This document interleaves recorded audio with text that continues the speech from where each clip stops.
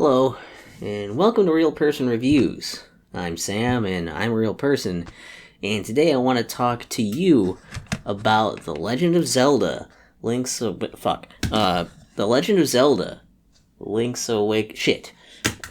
The Legend of Zelda, Awakening. Hey, that's the one.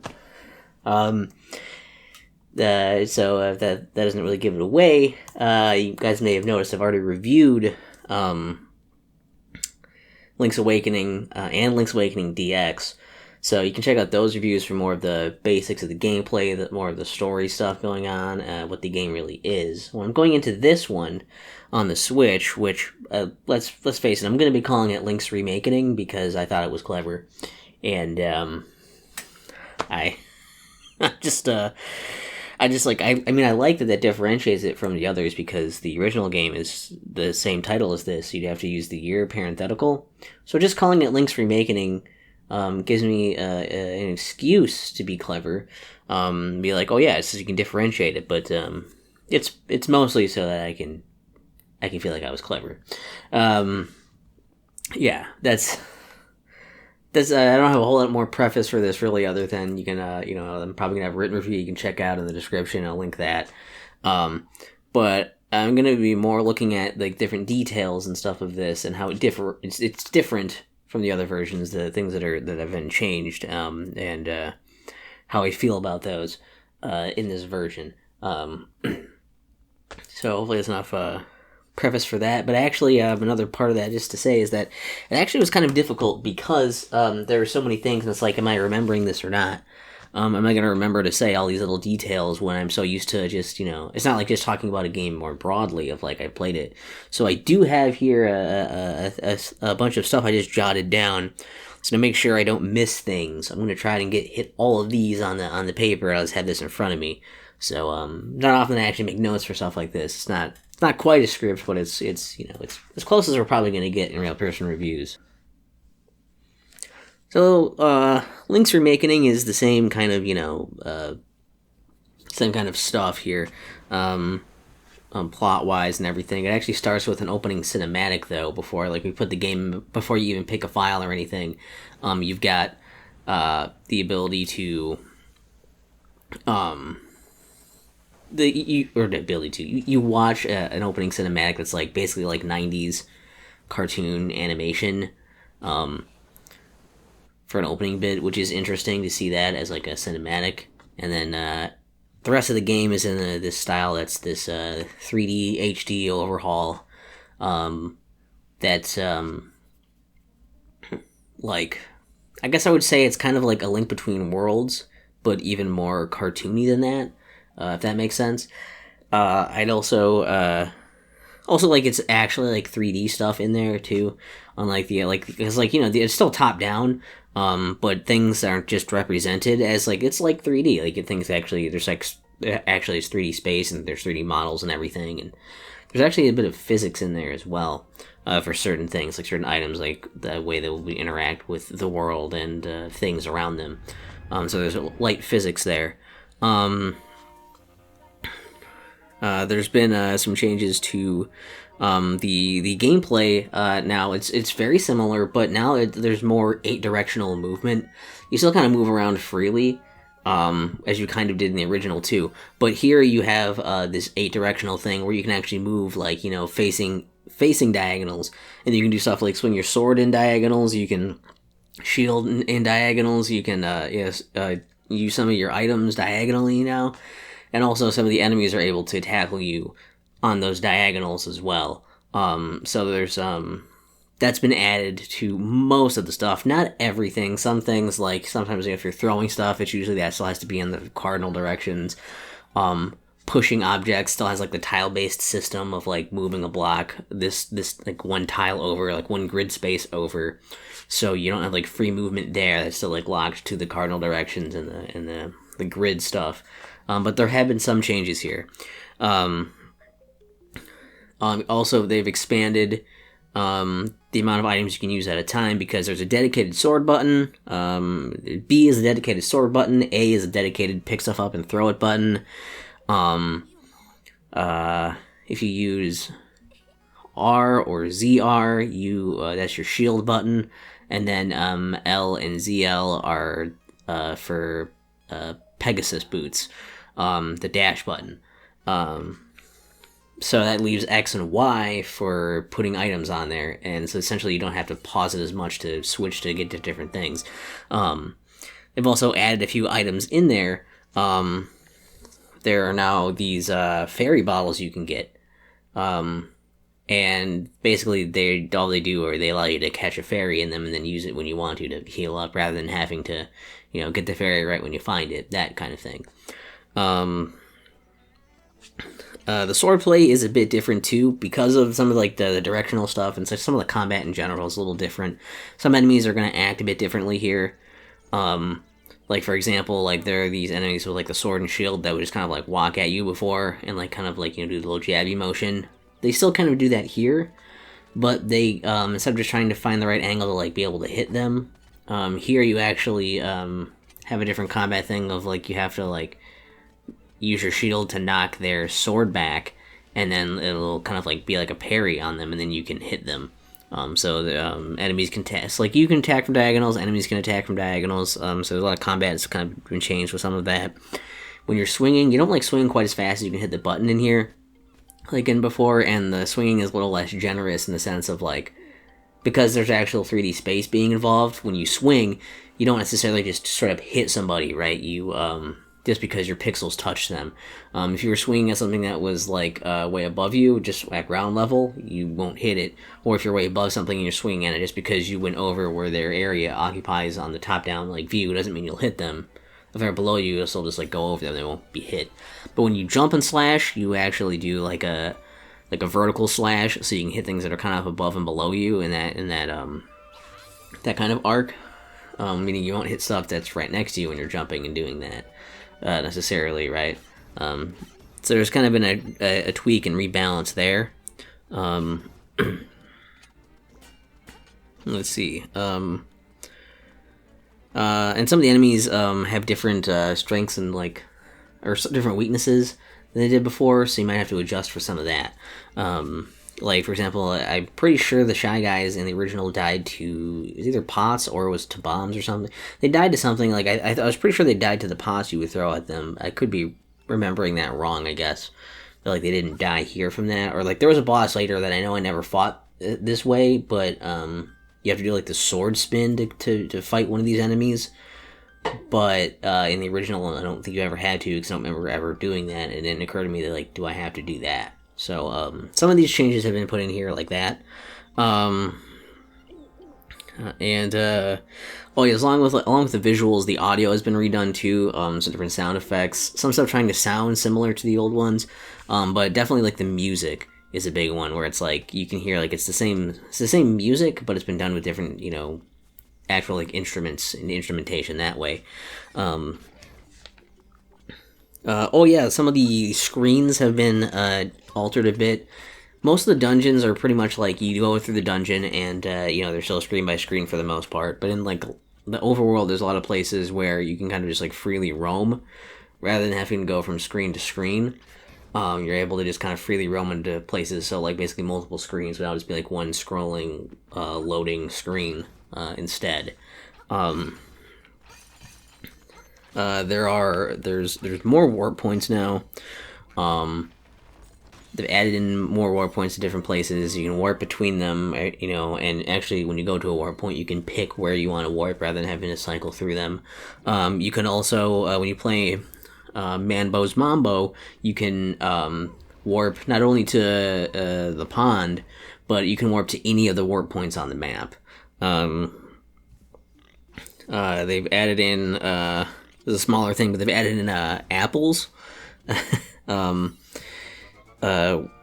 So some of these trees just have apples in them, so if you run into the tree, you knock the apple down, and then you can eat it, and it refills some health. You can have more than 999 rupees. There are some items that actually cost more than that. So you're able to have more rupees.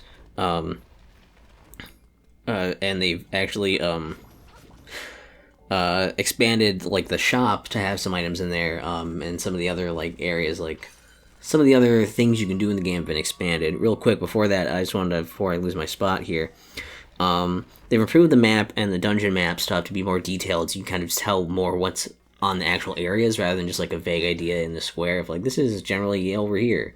There's just more detail in them, so you can kind of see what's there rather than having to go there to check.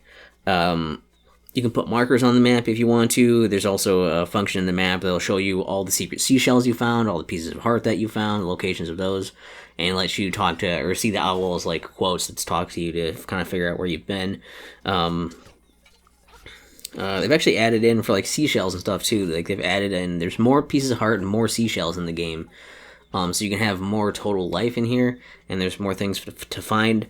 And they've actually, there's a few like new seashells like in ways I don't remember ever getting them before, by like tossing like there's a few of them you have to like toss a bomb into like a hole and like try to get it in there, and then it explodes in there, and then it knocks the seashell out. I don't think that was in the original as far as I remember, or I never got them. I guess that's also possible.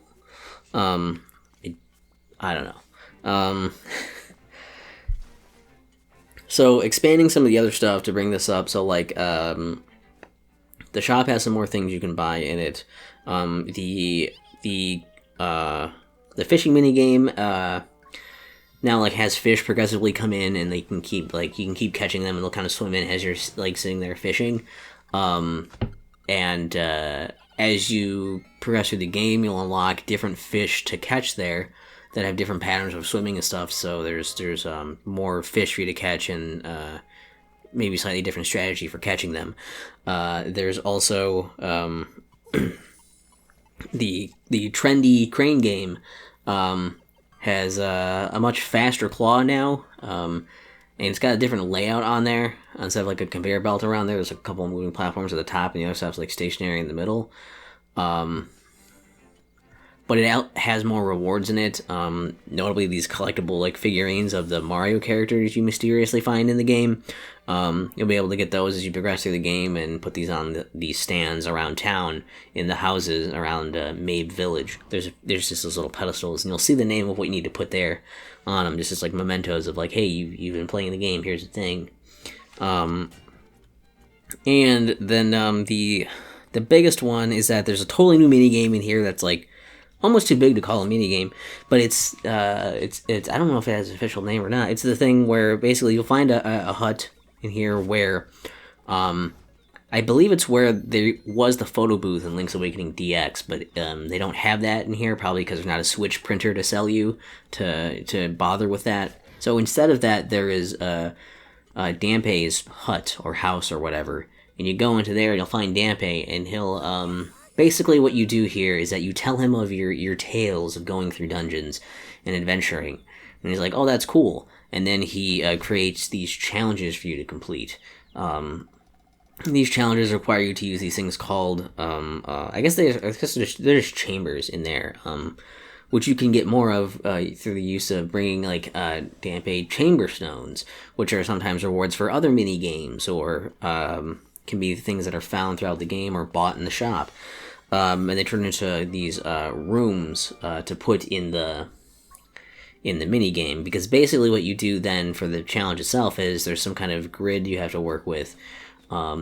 Using the room by room dungeon mechanics, you have to place these rooms and order them in here so that there's an entrance, a boss, and then rooms to fill here with at least like a fill to the shape, and there have to be enough chests to unlock all of the doors, because chests will all have keys until you have enough, and then anything extra for the that goes beyond the number of locks that you have will just turn into rupees when you do them. So it's also a way to get some more rupees.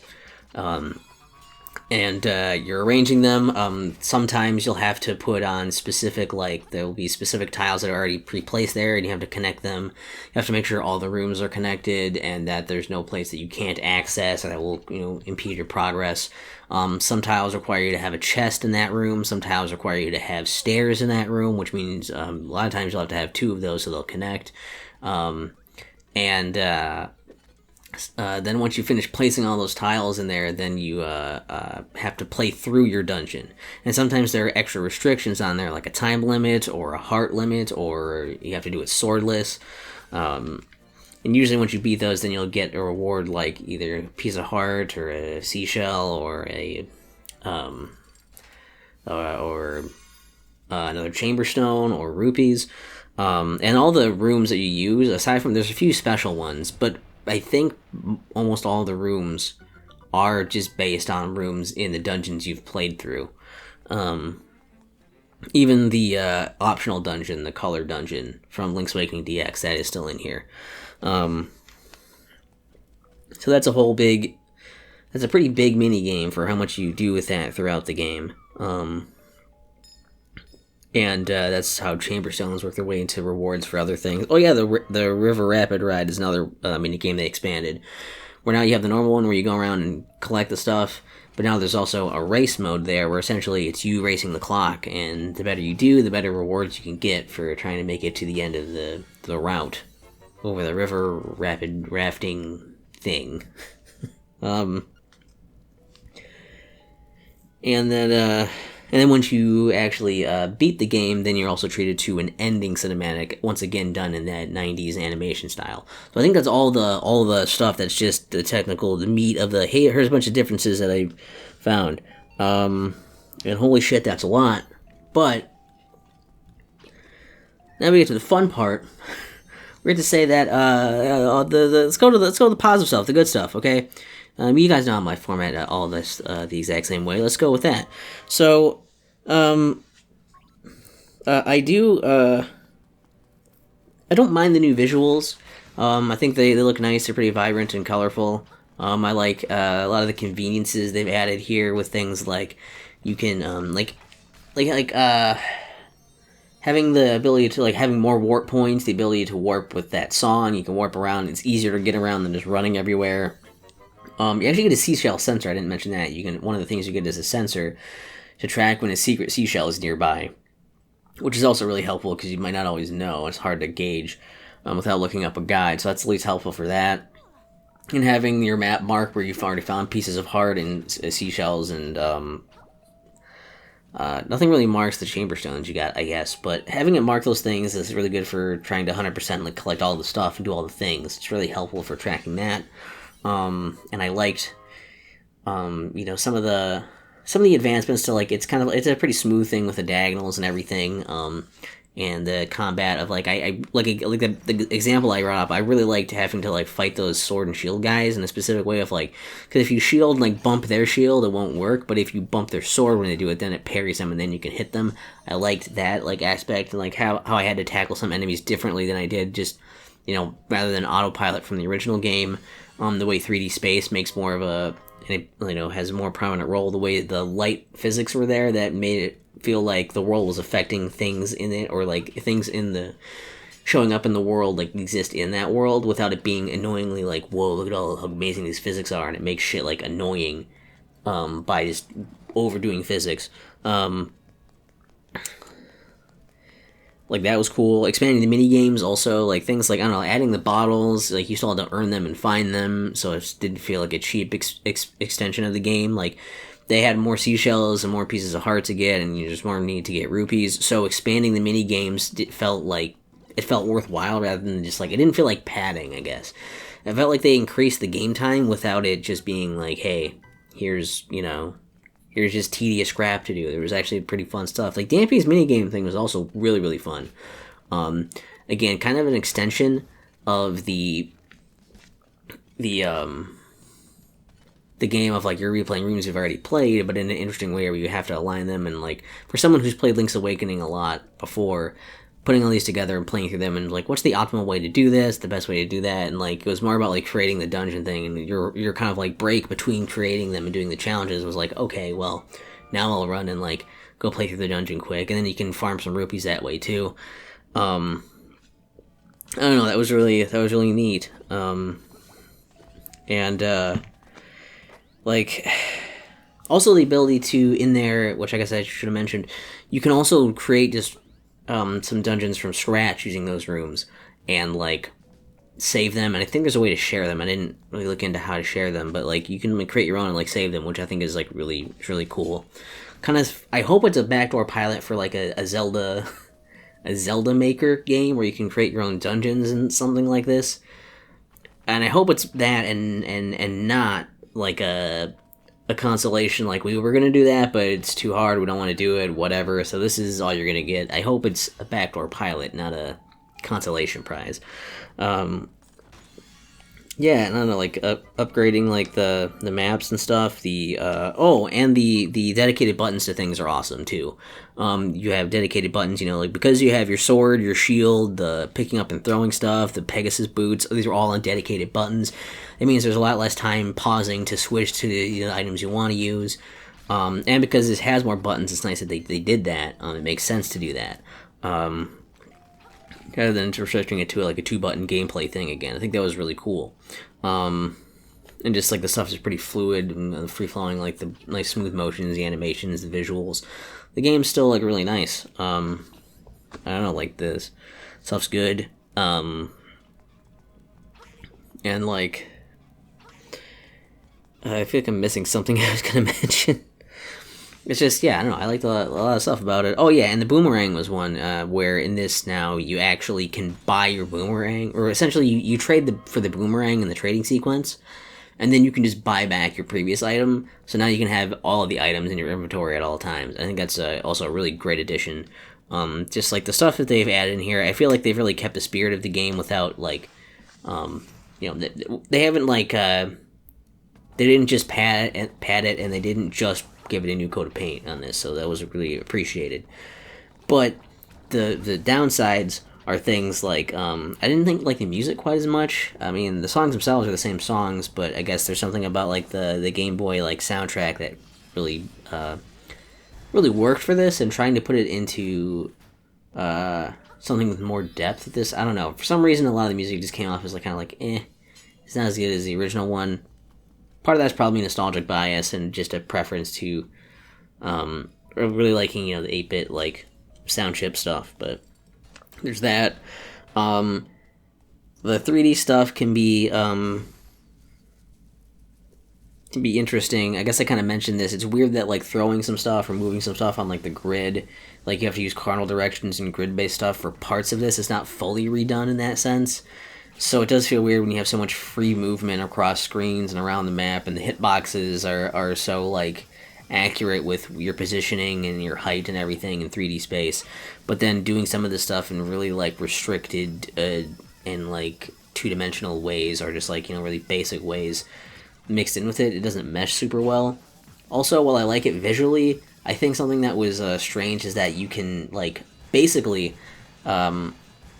My issue, I guess, is that the frame rate isn't solid, right? Like, you could have gotten away with sacrificing some animation or some detail or something to make the frame rate consistent everywhere, because there's plenty of places where the frame rate's fine, but in certain places, especially like out like in the opening like Mabe Village area and like that stuff, even in some of the dungeons too, there are places where like the frames are clearly like choppy, and I guess I think it would have been better to have it be consistent, because regardless, it's going to look better than a Game Boy Color game, which was the latest, version until this.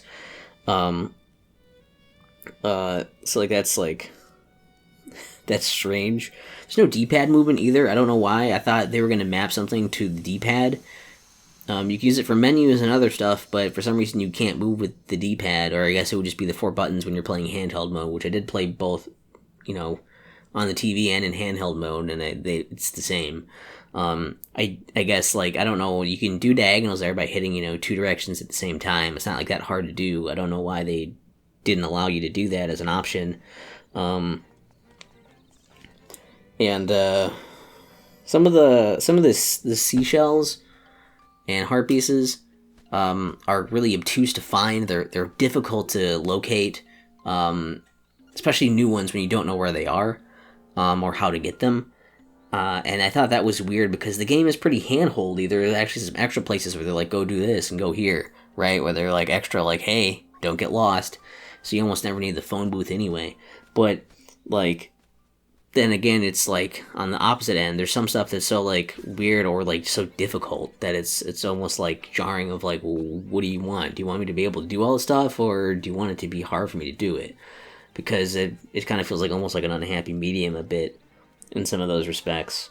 Also with the Dampe stuff, so ignoring the fact that it's weird that Dampé's in here and he's an established Zelda character, and Link is supposed to be the only established character other than you mumbling about Zelda in the beginning, right? Like, this is supposed to be kind of like away from a lot of that stuff. That's sort of the thing of this game. So it's weird that Dampé is being brought in here for no reason. But the thing that sucked about that minigame were the stairs. Using stairs in there suck because essentially when you place two tiles and they like, okay, these stairs connect. If you place more rooms with stairs in them, then it's all kind of thrown out the window and there's no rhyme or reason to like what connects where that I could find. Because like I tried really hard on some of these to make certain ones I'd like them to connect, but you can't edit what stairs go where. And so, unless there's a way that it works, I would love to know if there's a real, like, way that you could humanly, like, figure out, like, these stairs are going to go here. If I place this here, these are going to go here. I don't understand how their priorities work, how the path finding functions. And it wouldn't be that big of a problem, because, like, for most of it, I just avoided ever using ones with stairs, because I just didn't want to deal with that bullshit. One of these challenges is that you have, it's arranged in, like, a staircase pattern of rooms. And you have to place only one space is the entrance and one space is the boss. And every single other room there has to have stairs. So you have to have all those doors connect. There's no gaps. All of those have to have stairs in them. And that means that they all have to connect and like you have to be able to also have enough chests to open all the doors and get to there and like also navigate it. Like, you better take a screenshot of those stair pathways beforehand and, like, look at that for a guide later. Because, holy shit. It just, I had to redo it so many times just to make the stairs go a way that would make the dungeon actually finishable. Because despite doing it, like, twice where I had all the rooms filled and all the doorways and everything were fine, the pathfinding on the stairs where they randomly decided to go wouldn't allow me to actually, finish it. To make it playable, so that fucking sucks. That's a bit much.